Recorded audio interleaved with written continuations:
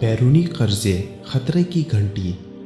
सरमाया कारी की गरज से हासिल किए गए कर्जे और उनका सही और बरवक्त इस्तेमाल उनकी वापसी यकीनी और आसान बना देता है और मतलूबा नताइज भी हासिल हो जाते हैं। लेकिन 70 साल की तारीख में हमारी ये बदकिस्मती रही है कि कर्जों की बरवक्त वापसी न होने से उन पर सूद जैसी लानत बढ़ती गई, यहाँ तक कि पुराने कर्जे उतारने के लिए नए कर्जे हासिल करने की रीत पड़ गई। स्टेट बैंक ऑफ पाकिस्तान की ताज़ा रिपोर्ट के मुताबिक मुल्क के मजमूई कर्जे और वाजिबात 268 खरब रुपए की सूरत में तारीख की बुलंद तरीन सतह तक पहुंच चुके हैं, जो यकीनन खतरे की घंटी है। मुल्क में अब तक कई माली बहरान आए, 2 बड़ी जंगें भी लड़ी गईं, एटमी धमाके भी किए गए, जिसके बाद कौमी मईशत को दिवालियापन जैसी सूरत हाल का भी सामना करना पड़ा। लेकिन कर्जों की मालियत यहाँ तक फिर भी न पहुंची। हैरत है कि जमहूरी इस्तेहकाम और तमाम इदारों के एक पेज पर होने के बावजूद कर्जों में ये बेपना इजाफा हुआ, जिसने कौम को एक नई तशवीश में डाल दिया है। स्टेट बैंक ऑफ पाकिस्तान के मुताबिक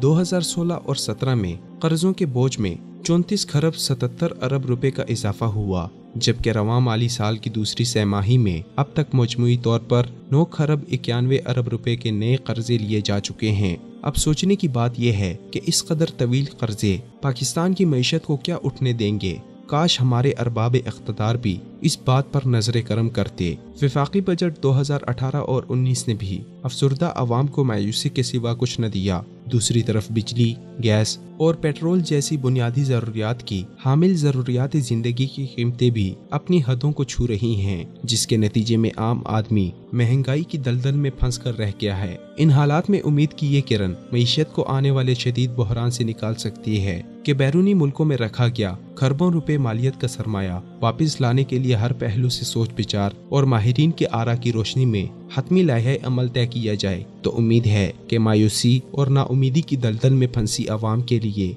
उम्मीद की किरण बन सकती है।